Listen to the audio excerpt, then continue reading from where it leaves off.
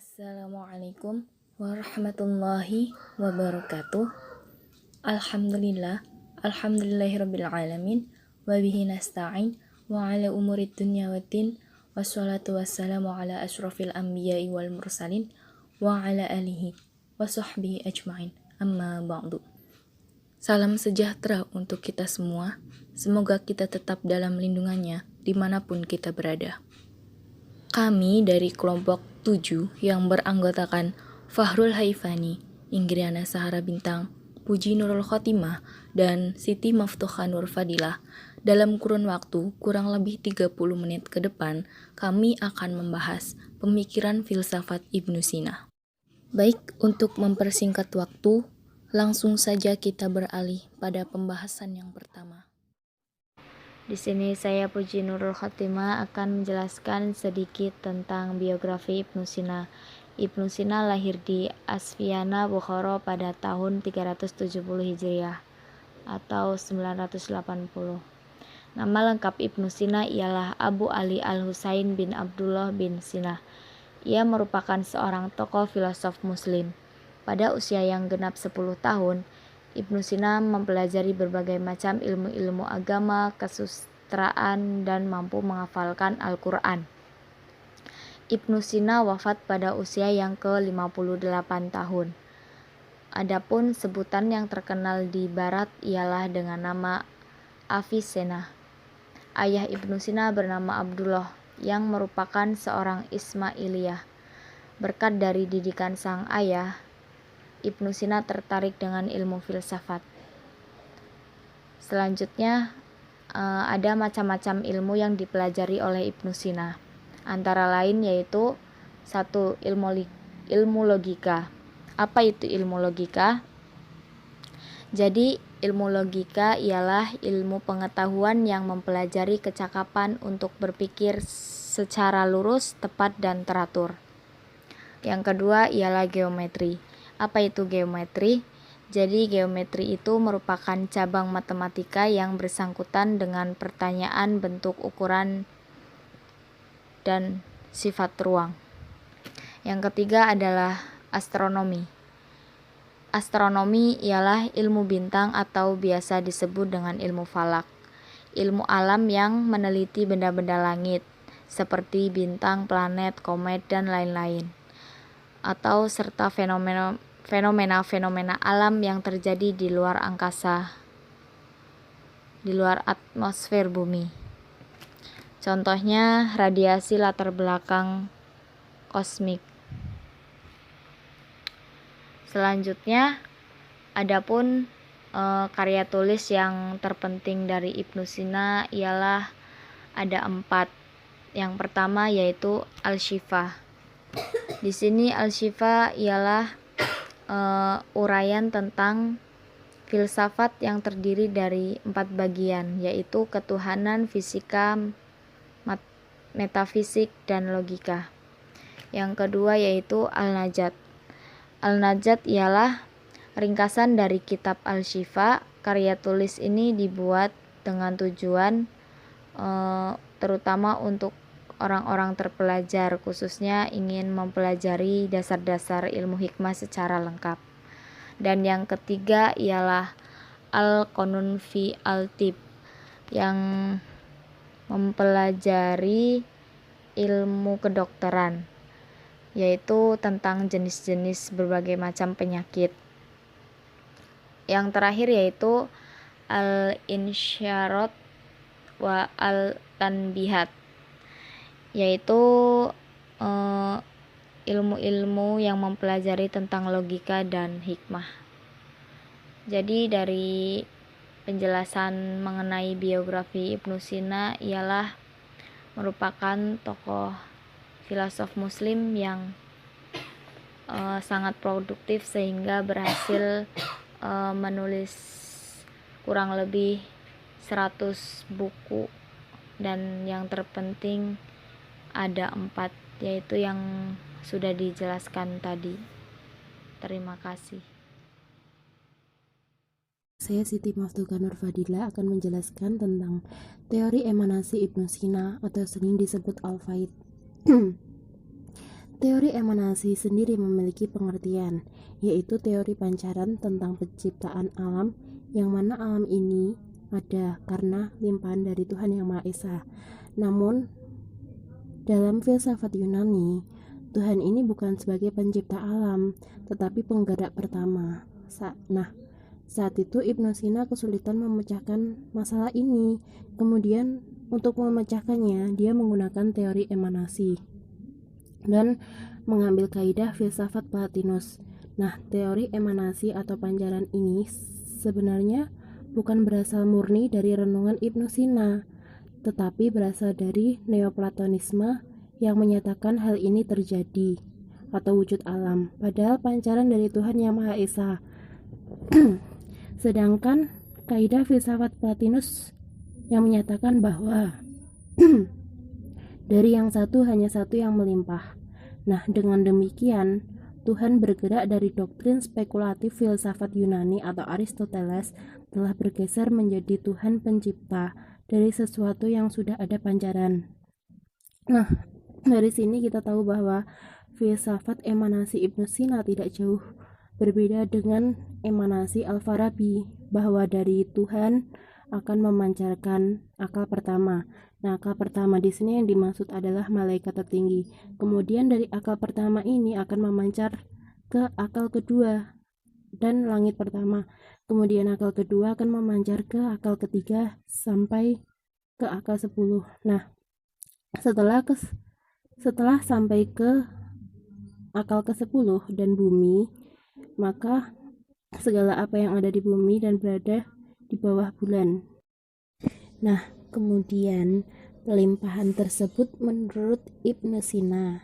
Yang pertama, Allah memikirkan tentang dirinya, maka melimpahkan akal pertama. Nah, di dalam akal pertama ini mengandung dalam dirinya kejamaan potensial.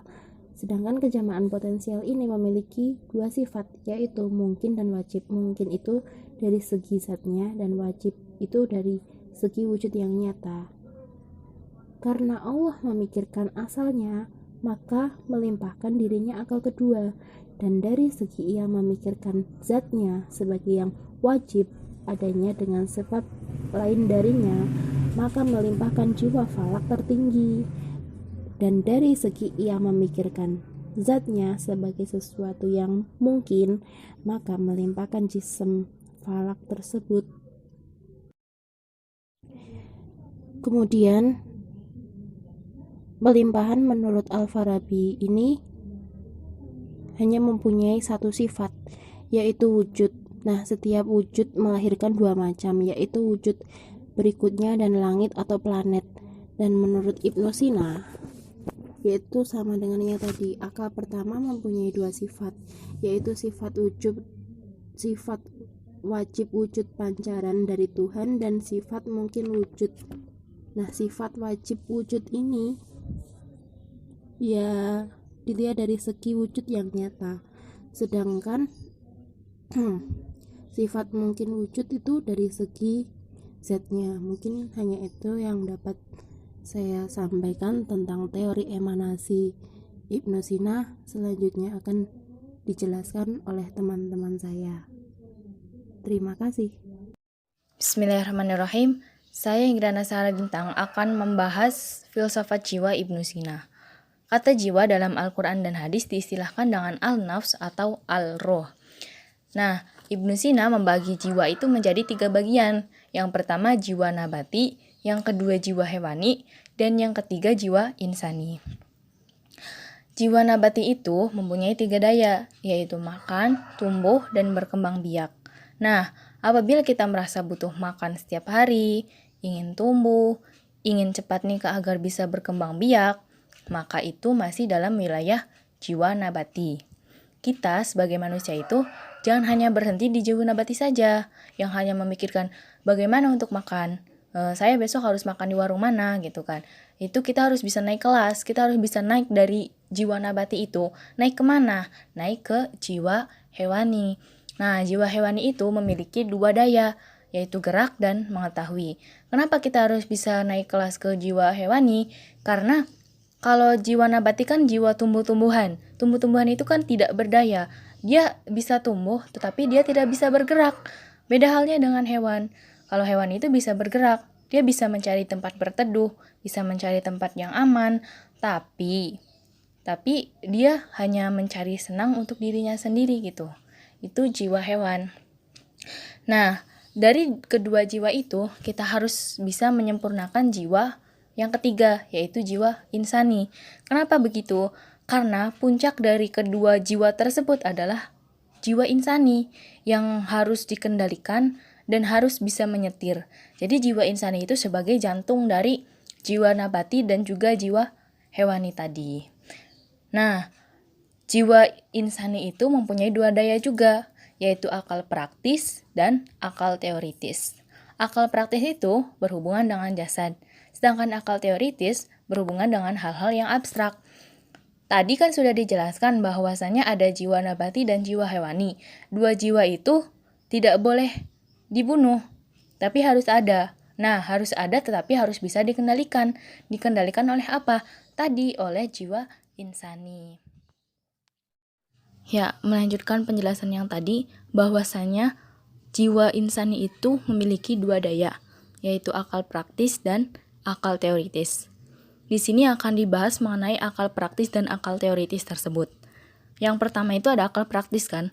Nah, akal praktis itu kemampuan berpikir manusia secara nyata, berhubungan dengan sebuah realitas, memusatkan pada bentuk perilaku manusia yang dijalankan dengan penuh kesadaran. Akal praktis itu ada hubungannya dengan sebuah realitas gitu kan. Nah, akal praktis di sini terbagi menjadi 3. Yang pertama ada al-quwwah al-nuzu'iyah, yaitu sebuah daya pendorong yang menggerakkan manusia pada perbuatan tertentu. Jadi al-quwwah al-nuzu'iyah itu sebagai pendorongnya, mendorong manusia untuk memikirkan sesuatu gitu kan.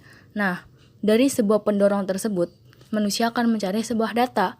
Maka akan ada al-quwwah al-mutakhayilah, yaitu daya imajinasi yang menjadikan perbuatan manusia sebagai hasil dari sebuah pertimbangan gitu kan. Nah, al-quwwah al-mutakhayilah itu sebagai pengelolanya. Tadi kan dia sudah didorong untuk mencari sebuah data gitu kan. Nah, habis itu dikelola oleh al-quwwah al-mutakhayilah. Tadi kan ada daya imajinasi. Daya imajinasi itu sebagai daya khayalnya untuk mengelola data gitu kan. Gimana sih cara mengelolanya? Nah, itu ada al-quwwah al-mutakhayilah. Lalu yang ketiga ada al-quwwah al-muhimmah, yaitu daya penerka yang menjalin hubungan antara akal teoritis dan akal praktis. Al-quwwah al-muhimmah itu sebagai penyimpulannya. Bagaimana sih cara menyimpulkan yang tadi setelah dia mendapatkan data, lalu dikelola, lalu disimpulkan? Contohnya begini, kenapa ya kok ada teori tentang alienasi agama? Nah, berarti dia sudah terdorong untuk melakukan sebuah aktivitas berpikir. Dia itu terangsang dari sebuah realitas sosial yang terjadi pada saat itu. Nah, dari situ dia mulai melakukan mencari data-data gitu kan.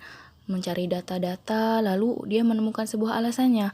Oh, karena para kaum proletar itu merasa tertindas oleh kaum borjuis, maka dia mengasingkan dirinya ke agama gitu. Nah, dari situ kemudian dia menyimpulkan, bagaimana sih caranya agar kaum proletar itu tidak mengasingkan dirinya ke agama? Karena kan apabila dia sudah mengasingkan dirinya ke agama, berarti dia sudah pasrah. Dia menerima apa saja nasib buruk yang menimpanya, seperti tadi ketertindasan oleh kaum borjuis tersebut, dan dia sendiri tidak tergerak untuk berbuat sesuatu agar memperbaiki keadaan. Nah, dari situ itu sebuah kesimpulan. Ya, sekarang beralih pada pembahasan akal teoritis. Akal teoritis itu dia mencari esensi, mencari hakikat, dan juga mencari makna terdalam. Contohnya begini, apa ya hakikatnya kita hidup? Nah, itu berarti sudah memasuki wilayah akal teoritis. Akal teoritis sendiri terbagi menjadi 4. Yang pertama itu al-aql bi al-quwwah, yang kedua al-aql bi al-malakah, yang ketiga akal aktual, dan yang keempat akal mustafad. Nah, al-aql bi al-quwwah itu sebuah akal potensial yang berpotensi menangkap arti-arti murni. Potensial berarti sebuah kemampuan yang mungkin bisa untuk dikembangkan. Al-aql bi al-quwwah itu hanya potensi belaka, yaitu kesanggupan untuk menangkap arti-arti murni. Mempunyai potensi untuk berpikir, tapi belum dilatih. Lanjut ke al-aqbi al-malakah, yaitu sebuah akal bakat yang mampu menangkap sebagian arti-arti murni tersebut. Nah, dari sini dia mulai dilatih gitu kan, dilatih untuk berpikir tentang hal-hal yang abstrak. Seperti halnya seorang anak kecil yang kenal huruf, namun dia belum bisa membaca. Lalu berlanjut pada akal aktual, yaitu terwujudnya semua kemampuan akal secara nyata. Nah, di sini akal sudah dapat berpikir tentang hal-hal yang abstrak. Akal aktual ini merupakan sebuah gudang bagi arti-arti abstrak yang tadi. Nah, akal aktual ini sifatnya hanya potensial jika dia tidak mendapatkan penerangan dari sebuah akal aktif. Tapi setelah dia mendapatkan penerangan, akal aktual ini akan menjadi sebuah akal perolehan yang disebut dengan akal mustafad. Nah, cara beraktivitas akal-akal tersebut untuk menghasilkan sebuah ilmu dapat dijelaskan secara singkat begini. Akal al-quwah itu berupa potensi, semata-mata berupa potensi. Hanya mampu menangkap sesuatu dari luar jika dia mendapat rangsangan. Kemudian, akal al-malakah itu dia melakukan abstraksi. Proses abstraksi itu menghasilkan sebuah pengertian. Nah, hasil abstraksi atau pengertian itu kemudian disimpan oleh akal aktual. Lalu selanjutnya diteruskan pada akal mustafad, menjadilah sebuah ilmu. Berlanjut pada pembahasan karakter jiwa menurut Ibnu Sina. Jadi Ibnu Sina memandang jiwa itu memiliki independensi dari jasmani, memiliki kemandirian, tidak berketergantungan dengan jasmani. Lalu, kepunahan dan kehancuran jasmani itu tidak menghancurkan jiwa. Jadi, apabila jasmani itu musnah, hancur ataupun punah, bukan berarti jiwa juga ikutan hancur. Lalu Ibnu Sina mengibaratkan jiwa dalam badan itu seperti burung dalam sangkar yang selalu rindu untuk terbang bebas di udara.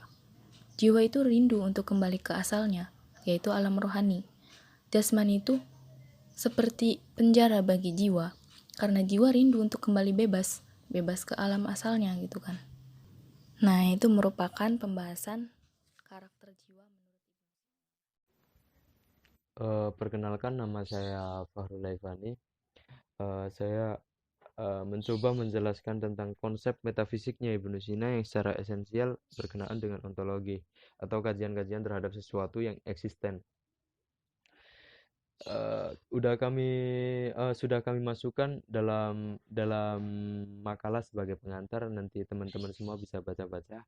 Dan langsung saja ke pembahasan, bahwasanya hakikat sesuatu tergantung pada eksistensinya. Hal ini sangat menempati peran sentral dalam metafisiknya Ibnu Sina. Secara esensial berkenaan dengan ontologi, ini menjadi puncak eksistensi yang menentukan seluruh atribut dan kualitasnya. Bahwasanya di dalam penjelasan filsafat Islam itu problem yang sangat luar biasa yang dihadapi oleh Al-Farabi dan coba dijelaskan oleh Ibnu Sina. Eh, bahwa dalam konsep pemikirannya Al-Farabi, alam itu sama eternalnya dengan Tuhan, tapi dia tidak menjelaskan, dia malah menjelaskan apa yang di dalam Islam itu disebut sebagai teori emanasi. Itu upaya penjelasan Al-Farabi tentang alam raya terjadi dari Tuhan atau yang disebut akal murni, hayula, atau pure intellect. Tidak ada objek lain kecuali dirinya sendiri. Satu-satunya fungsi hayula adalah berpikir. Ketika dia berpikir, objek yang paling logis yang dia pikirkan adalah dirinya sendiri. Dan kemudian alam raya itu tercipta seperti itu. Nah, oleh Ibnu Sina mencoba disempurnakan, eh, dan dia menggunakan cara lain, yaitu menggunakan istilah wujud yang ia sebut sebagai Tuhan itu adalah wajibul wujud bizatihi, sesuatu yang eksisten pada dirinya sendiri. Sementara alam itu wajibul wujud bighairihi, sesuatu yang eksisten karena yang lainnya. Nah, segala sesuatu di dalam semesta, universe, berdasar pada kenyataan bahwa ia ada, dimasukkan ke dalam wujud, yaitu being. Tetapi Tuhan atau wujud murni, pure being yang merupakan asal dan pencipta segala sesuatu, bukan merupakan bukan merupakan terma pertama dalam rantai yang berkesinambungan. Dan karena itu, tidak memiliki kontinuitas substansial maupun horizontal dengan wujud-wujud yang ada di dunia. Dan melainkan jika Tuhan dikaitkan dengannya, itu akan bersifat transenden. Ya. Kajian Kajian Ibnu Sina atas eksistensi segala sesuatu tidak bisa dilepaskan dari dua distingsi fundamental yang mencirikan ontologisnya. Distingsi ini berkaitan dengan esensi atau kuiditas mahiyah sesuatu dan eksistensinya, wujud di satu sisi dan keniscayaannya, kemungkinan serta kemustahilannya di sisi lain. Mahiyah itu kalau kalau sepemahamanku apa yang menjadikan sesuatu menjadi sesuatu itu. Nah, itu. Dan penjelasan Ibnu Sina tentang tentang kuiditas dan esensi ini penting sekali dalam filsafat Islam ya. Bahwasanya ia dapat membedakan antara dua aspek berbeda pada sesuatu itu, yaitu esensi atau kuiditas atau kuides. Dan esensi ini adalah jawaban atas pertanyaan apakah sesuatu itu. Dengan kata lain, esensi adalah benda itu sendiri. Sedangkan eksistensi dimisalkan ada orang yang semisal ada orang yang memikirkan tentang sebuah mobil dalam dalam pikirannya ia akan dapat membedakan antara gagasan tentang kuda atau kuiditasnya yang meliputi keadaan, bentuk, warna, dan segala hal membentuk esensi mobil tersebut. Dengan eksistensi mobil itu dalam dunia eksternal di dalam pikiran kuiditas tidak terkait dengan eksistensi dalam artian bahwa orang dapat memikirkan atau membayangkan kuiditas sebuah objek tanpa sama sekali memperhatikan apakah ia ada atau tidak. Tapi dalam dunia eksternal, kuiditas dan eksistensi setiap objek adalah sama. Eh, Keduanya bukan merupakan komponen yang berbeda dan digabung untuk membentuk sebuah objek. Ibnu Sina setelah membuat dasar-dasar tersebut menegaskan bahwa sekalipun eksistensi sesuatu ditambahkan kepada esensinya, eksistensilah yang memberikan realitas kepada setiap esensi atau kuiditas. Eh, Dan ini yang terkait erat dengan distingsi mendasar antara kuiditas dan eksistensi adalah pemilihan Ibnu Sina atas wujud menjadi tidak mungkin, mumtani, mungkin, dan niscaya. Eh, Mumtani, mumtani adalah mahia yang tidak bisa wujud dalam alam raya ini. Sesuatu yang mustahil wujud seperti adanya kosmos selain di samping kosmos kita ini. Dan mungkin adalah mahia yang bisa mempunyai wujud atau sesuatu yang mungkin berwujud tetapi mungkin pula tidak berwujud. Contohnya hewan, tumbuhan, dan lain-lain.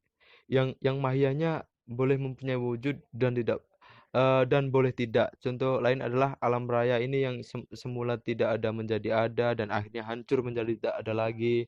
Dan wajib adalah mahia yang tidak dapat dipisahkan dari wujudnya. Eh di samping pemilihan wujud mungkin pada eh, abadi atau tidak abadi atau permanen dan transien, Ibnu Sina juga membagi wujud sesuai dengan apakah ia merupakan substansi atau aksidensi yang diterapkan pada kuiditas benda-benda yang ada berdasarkan kategori-kategori Aristotelian sebagaimana sebagaimana dimestisir oleh Propiri. Menurut pembedaan ini, kuiditas bisa merupakan aksiden atau substansi tergantung pada apakah ia terikat dengan sesuatu yang lain seperti eh, warna pada sebuah tembok atau tidak tergantung seperti materi tembok itu sendiri. Kategori substansi sendiri terbagi menjadi tiga macam yaitu sebagai berikut. Intelek, yang sepenuhnya terlepas dari materi dan potensialitas. Jiwa yang sekalipun yang kedua, jiwa yang sekalipun terlepas dari materi tetapi butuh pada tubuh untuk bertindak. Yang ketiga, tubuh yang bisa dibagi memiliki panjang, lebar, dan luas. Sebenarnya pendapat Ibnu Sina ini juga nggak jauh beda sama pendapat Al-Farabi gitu ya. Tapi Ibnu Sina menyebutnya dengan beberapa nama, menyebut menyebut bentuk itu dengan beberapa nama seperti sudur, keluar, faid, melimpah, luzum, mesti, wajibaruhi atau wajibaruhu dalam atau wajib wajib darinya. Nama ini dipakai oleh Ibnu Sina untuk membebaskan diri dari pikiran penciptaan agamawi dalam tanda kutip. Nah, dan Ibnu Sina mengombinasikan wujud dan esensi sebagai berikut. Esensi yang dapat mempunyai wujud, esensi tidak boleh tidak mesti mempunyai wujud adalah sama dan satu. Esensi yang boleh mempunyai wujud dan boleh tidak mempunyai wujud. eh dengan perhatian sangat penuh distingsi antara pembedaan antara semesta dan Tuhan, Ibnu Sina meneruskan kajian pada kosmologi dan kosmogoni dengan tujuan menggambarkan kesinambungan prinsip dan manifestasi Tuhan. Dalam dalam kajian kosmologi modern, konsep alam raya itu berawal dari Big Bang, lalu terjadi ekspansi yang luar biasa dan itulah yang disebut universe. Dalam kajian filsafat Islam itu sangat lumayan sangat sangat sangat sangat apa ya? Sangat gampang-gampang susah untuk dipahami. Nah, Ibnu Sina mencoba melanjutkan kajiannya melalui kosmologi dan angelologi dengan dengan seluruh keragaman. Tetapi oleh karena tujuan metafisika Ibnu Sina secara esensial adalah untuk menampilkan sifat tergantung kontingen semesta, maka tujuannya dalam kosmologi dan kosmogoni adalah untuk menggambarkan kesinambungan tadi.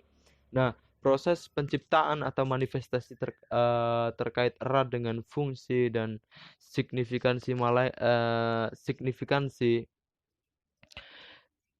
merupakan alat untuk mewujudkan tindakan penciptaan. Kosmologi dalam dalam filsafat Ibnu Sina terkait erat dengan angelologi dan memiliki fungsi penyelamatan baik dalam kosmologi, proses realisasi spiritual serta pencapaian pengetahuan dengan menyandarkan pada skema Platonian tentang pancaran hierarki malaikat yang berurutan, namun ditafsirkan di bawah kerangka kemungkinan dan ketergantungannya.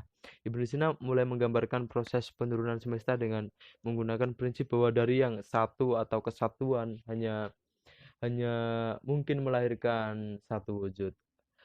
Eh, atau ex uno non fit nisi unum, atau Ibnu Sina juga menggunakan gagasan bahwa melalui intelek sila penciptaan itu terjadi, melalui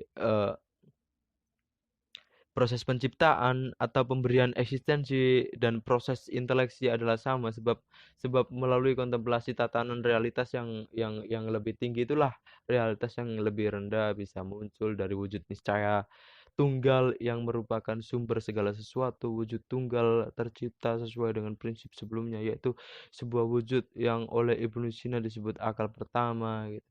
Dapat disamakan dengan eh,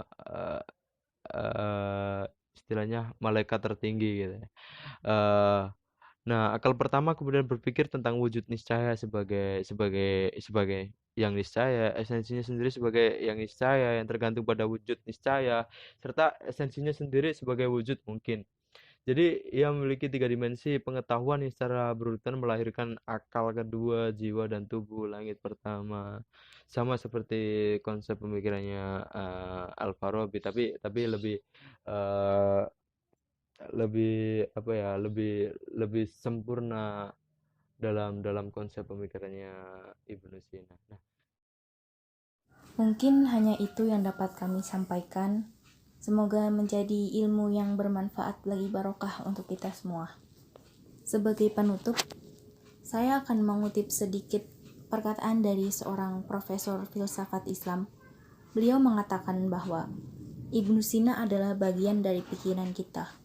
Jika kita mengabaikannya, berarti kita mengabaikan diri kita sendiri. Kenapa? Karena Ibnu Sina merupakan tokoh kunci filsafat Islam dan tradisi ilmiah pada era ketika Islam dominan secara ilmiah di dunia. Terima kasih, kurang lebihnya mohon maaf. Wassalamualaikum warahmatullahi wabarakatuh.